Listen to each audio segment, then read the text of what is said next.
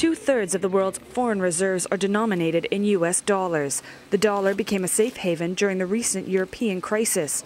Yet with the greenback having lost 1/3 of its value in the last 8 years and billions more being printed to stimulate the world's biggest economy, questions are being asked. There does need to be a reevaluation of the current global currency regime.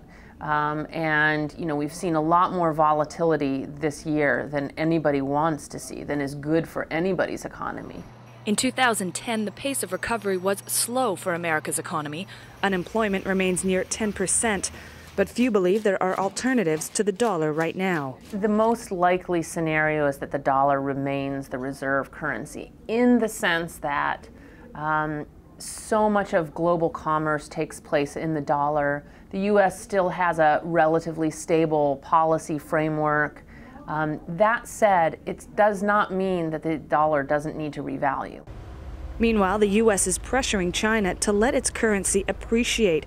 If that happens, that could lead to further dollar weakness. Continued dollar weakness could play havoc on developing economies. As the greenback falls, the prices of some commodities priced in US dollars rises, making everything from food to oil more expensive. Developing countries' currencies could also rise, hitting their competitiveness. A lower dollar has also led to fears of competitive devaluations. But this year, as the U.S. economy recovers, so will the dollar.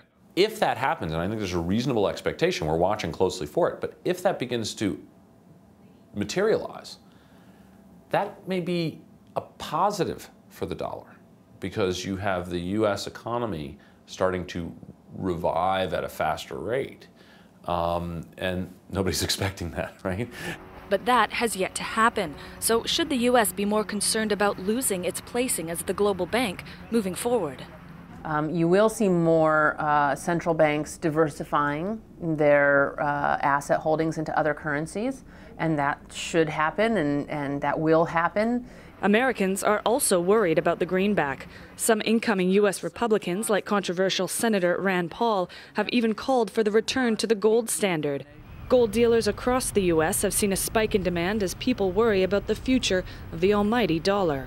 Today, gold is considered by some as a currency rather than just gold. Raymond Nassim and his partner Michael Kramer of Manfred, Tordella and Brooks in New York have been in the gold-selling business for more than 30 years, and in that time they have seen the commodity rise and fall. There is no guarantee that prices will continue to go up. They can very well come down. But during crisis, yes, people flee to gold to hedge against possible devaluations. The big question is, what could then replace the dollar? With many euro denominants facing sovereign debt crisis and China's yuan far from a freely traded currency, despite the dollar weakness, there are few challenges for the currency of last resort.